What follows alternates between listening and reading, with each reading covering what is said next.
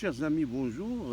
Voilà, je viens vers vous pour voir un petit peu un moment romantique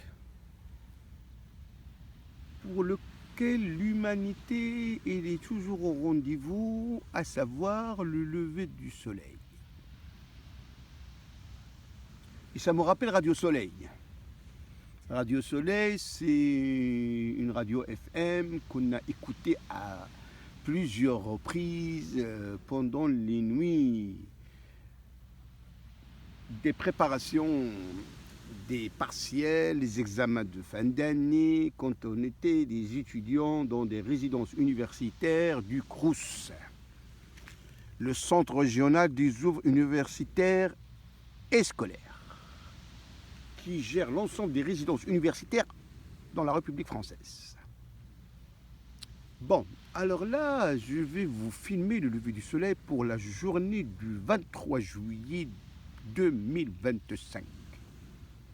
Voilà, on est en 2025, ça me rappelle l'année 1985, quand j'ai obtenu un bac plus 2 avec mention, et j'avais postulé à l'époque pour poursuivre mes études dans une université française.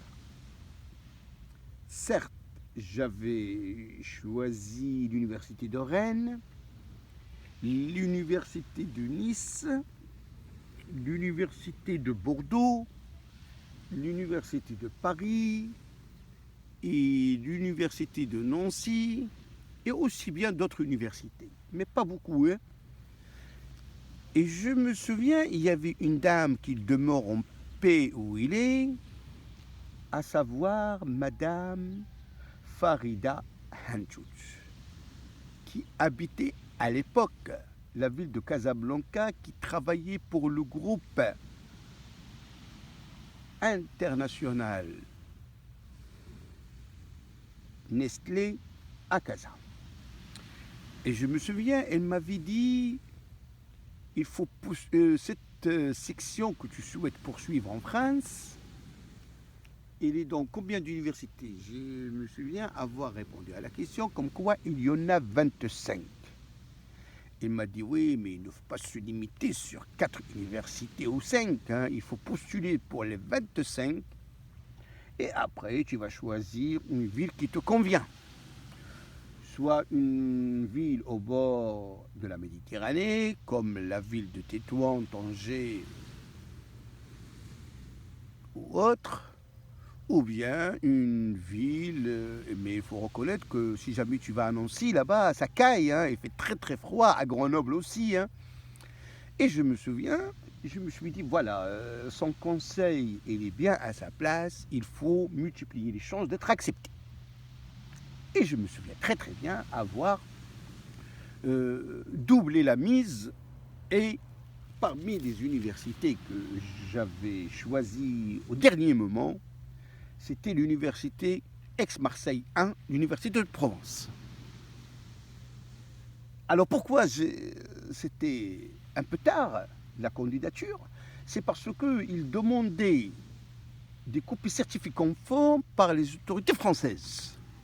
Et je me souviens, j'étais au consulat général de Tanger et ils m'ont demandé 50 dirhams par document.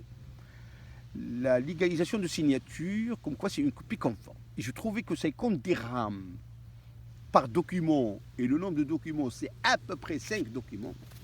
Le baccalauréat, le diplôme bac plus, les relevés de notes des 2 années universitaires. Voilà, ça fait quand même des frais. Et comme vous pouvez le remarquer, franchement, il faut dire les choses comme ils sont. Hein. On n'avait pas les moyens de faire tout ça. Et quand je me suis retrouvé à Rabat, comme par hasard, je me suis retrouvé devant un bâtiment et c'était le service de coopération et d'action culturelle de la République française. Et là-bas, la légalisation de signature, comme quoi c'est un document conforme à l'original, c'était gratos. Biliki. Et je me souviens avoir postulé pour l'université de Provence, Aix-Marseille 1.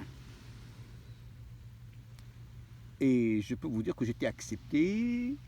J'ai reçu un courrier fin septembre Et le 1er octobre 1985, j'ai traversé la Méditerranée pour la deuxième fois pour se rendre au port d'Algésiras et de prendre le train vers Marseille. Arrivé à Marseille, une nouvelle vie qui commence. Je suis arrivé au moment du coucher du soleil. Je me suis rendu à l'université. J'ai retrouvé un jeune Marocain que je me souviens très très bien. Il m'a vu avec la valise, le sac à dos. Il m'avait donné, vraiment, c'était un geste humanitaire que je n'oublierai jamais.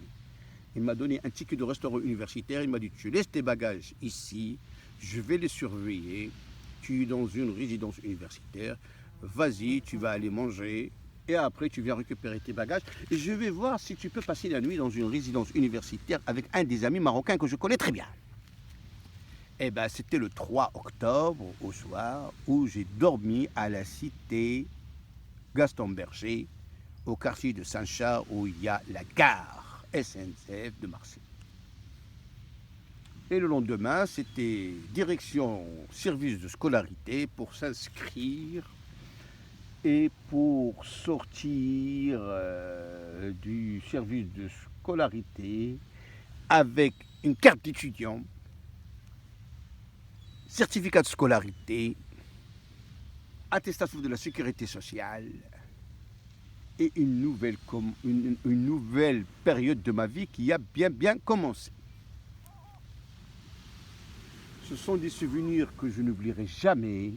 Et là, je suis en train de fêter mes 40 ans d'avoir quitté mon pays natal, à savoir le Maroc. Le royaume du Maroc, géré par la monarchie alawite, et qui demeure en paix là où il est, le roi Hassan II, qui a consacré beaucoup d'intérêt à l'enseignement, que ce soit l'enseignement primaire, secondaire et aussi bien universitaire. À l'époque de Hassan II, il y avait plusieurs écoles d'ingénieurs ici au Maroc, pour lesquelles les diplômés, on les trouve un peu partout dans le monde.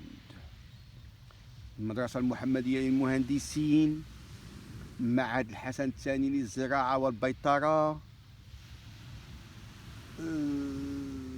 معهد العالي للسياحة. Et ben je peux vous dire que ces grandes écoles, ils ont formé les élites qu'on les trouve un peu partout dans les 5 continents au monde. Voilà, comme vous pouvez le remarquer, aujourd'hui, le lever du soleil, il était un petit peu particulier. Le soleil, il est bien là, sauf que il y a un peu de brouillard et c'est pas ce qu'on a pu voir hier ou avant-hier. Voilà, bon, chers amis, c'est vrai que j'aime bien raconter un peu ma vie parce que il se trouve que il faut avoir de l'espoir. Il faut toujours garder espoir. Il y a tout le monde qui peut réussir. Il faut faire des efforts pour bien construire son avenir et pour avoir une tête bien vissée sur les épaules. Voilà. Donc, je vous dis à très bientôt. Merci, au revoir.